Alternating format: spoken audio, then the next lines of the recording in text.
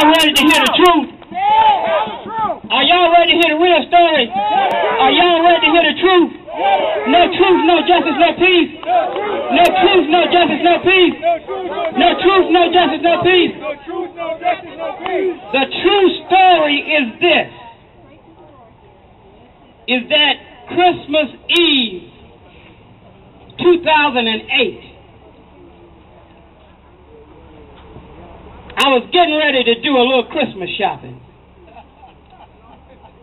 when I got a phone call early in the morning, about 9 o'clock. It was a barber called me, and he said to me, "How you doing, Mr. Hicks?" And he said to me, he said, "Art, you need to get down to the barber shop because the barbers are in handcuffs and they're ramrodding the shop." So I changed my plans about going shopping.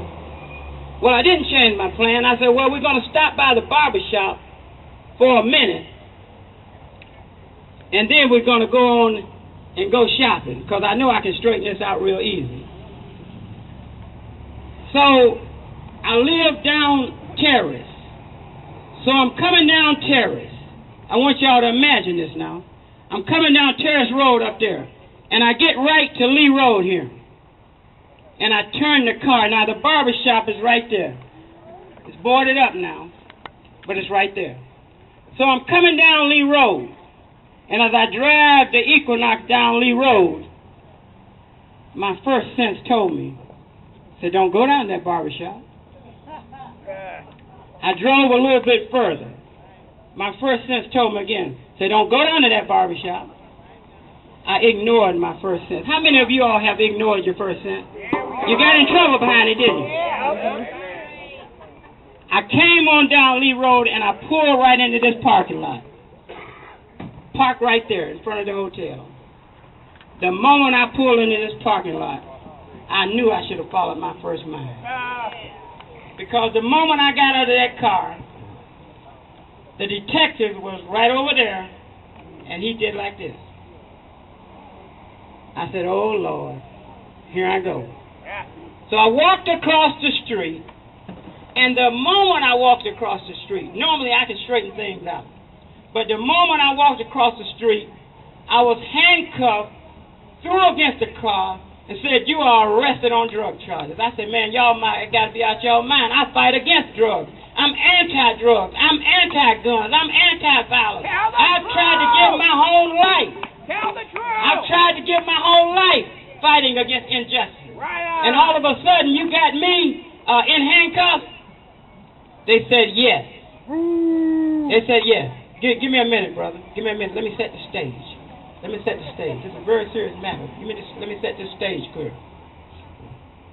Because those handcuffs was hurting about right now, brother. You hear me? Because they set them out, they put them on me backwards. It was an evil police officer who I will bring to task one day.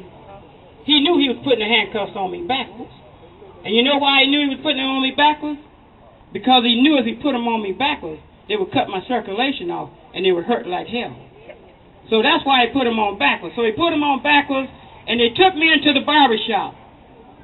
The other barbers was in their handcuffs, sitting in the chairs. I said, man, what is this all about? They said, we're charging you with permitting drugs. I said, what are you talking about? You know I'm anti-drugs. And by this time, the handcuffs on my hands were beginning to cut off my circulation, and I began to holler. Oh! Oh! They said, oh, listen at him now. Listen at him now. Oh, they laughed.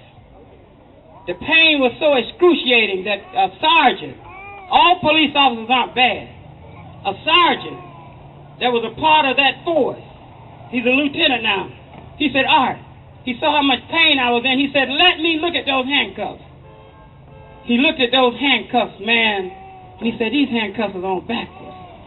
He said, that's why they'll stop cutting your circulation off like that.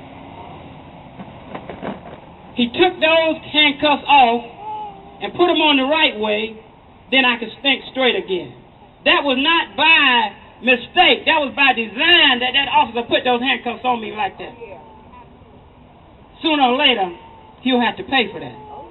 But to move on and make this as quick as possible, they searched the shop. Let me make this very clear to you. Let me make this very clear to you. You know why? And let me tell the story to you, because that's what you came to hear. Do you know why there is no media out here right now? Because the media don't want to hear the truth.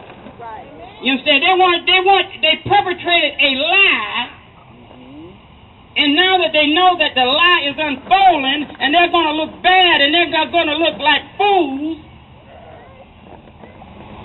they hide. They don't want to hear the truth. But they were glad to hear the truth when ART MCKOY had the handcuffs on. They were glad to hear the truth when they said that I was a drug dealer. They were glad to hear the truth when they said the barbershop was being closed. But now that the real truth came out, you don't see them, do you? But you know what?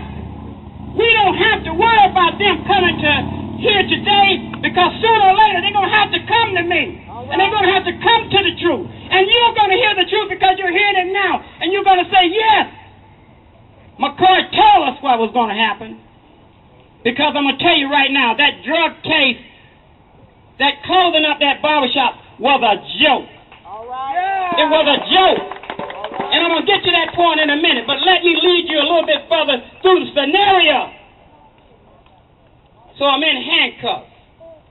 So a good sergeant put him on straight. So I had to go to jail. And as I went to jail, ex-Mayor Brewer made sure that he had some boys boarding at the barbershop. And to further humiliate a 40-year business, a business that has nurtured and put many barbers out into the field. Superfly Barbershop over 40 years and put hundreds of barbers out in the field, all down Euclid, all on Lee Road. And so to humiliate me, he's going to put that board at the barbershop and put on there drug-free. So I went on to jail.